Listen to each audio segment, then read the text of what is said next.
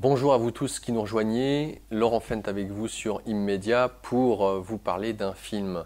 Il s'agit des Watchmen, Watchmen W-A-T-C-H-M-E-N, Watchmen, les gardiens. Alors c'est un film tiré d'un comics américain et il fait un peu ovni dans le climat des comics américains ce film. Si je vous en parle, c'est pas tant pour vous parler d'un comics, bien évidemment. Il s'agit plus de mettre en perspective le fond, le scénario du film. Déjà, le film en lui-même a été réalisé par le réalisateur des 300, dont je ne me rappelle plus le prénom, mais c'est pas tant ça l'essentiel. La BO du film est excellente et vraiment crée un climat très propice à tout ce que amène le film comme réflexion. La réalisation est super léchée.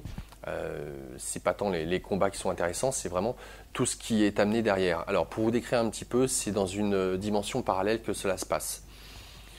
C'est la troisième fois que Richard Nixon est président des États-Unis et la guerre froide persiste entre l'URSS et les États-Unis. À tel point que le monde est sur le bord du précipice et sur le point de déclencher la troisième guerre mondiale qui, avec les armes nucléaires, viendrait à raser certainement toute l'espèce humaine. Maintenant, vient s'intégrer là-dedans des héros. Alors, tout dépend de ce qu'on entend par héros, parce que là, pour le coup, il ne s'agit pas de héros manichéens avec le blanc et le noir.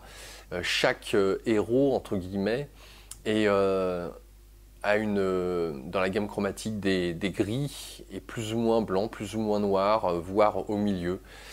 Chacun d'entre nous, en voyant les héros, peut s'identifier. On a chacun une part de l'un d'entre eux.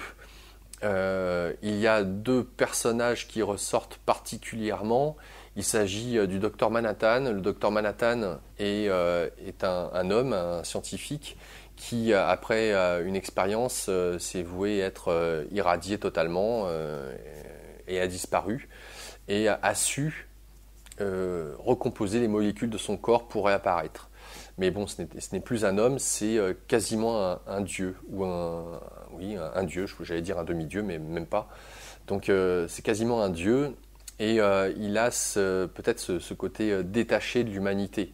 C'est un homme, s'il en est, ou plutôt un être qui a un regard global sur l'humanité, sur le bien, le mal. Il est plus dans une vision de qu'est-ce qui marche, qu'est-ce qui fonctionne, et quelle est la nécessité de l'instant présent. Alors là, c'est l'un des premiers personnages qui est très marquant dans le film. Et puis un deuxième qui est un homme qui est d'une très grande intelligence. On le dit être l'homme le plus intelligent du monde.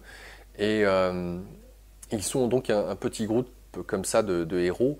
Alors il faut savoir que Richard Nixon, quand il est arrivé au pouvoir, leur a demandé d'arrêter leurs activités et de dévoiler leurs identités. Donc ils ont été amenés à se ranger, si il en est, et à travailler soit pour le gouvernement américain, soit à reprendre une activité dans le domaine civil et d'une manière anonyme, s'il en est. Et le monde étant au bord du chaos, du néant, le film, d'une manière magistrale, va nous amener petit à petit à une finalité à laquelle on ne s'attend pas. Et ce que je vous demanderais en voyant ce film, vraiment, par les questions qu'il pose, et qu'il vous posera à vous sur qu'est-ce que vous auriez fait, c'est vraiment à la fin de voir quel personnage vous incarneriez le plus, quel, entre guillemets, héros vous seriez le plus probablement. Qu'est-ce que vous auriez fait si vous étiez un tel ou un tel? Voilà, c'est la question que je vous pose. Donc un film qui dure un peu plus de 2h30, je crois, et qui est passé un petit peu inaperçu, qui sort vraiment des classiques dans le monde des héros américains, des comics. Et 2h30 qui passe très très vite. Vous allez vraiment passer un très bon moment avec une super BO dans ce film, et avec encore une fois à la fin cette question: qu'est-ce que vous auriez fait? où est-ce que vous vous situez dans les personnages. Voilà, c'est vraiment la fin est magnifique dans ce qu'elle amène. Donc je vous souhaite un bon visionnage et je vous dis à bientôt. Au revoir.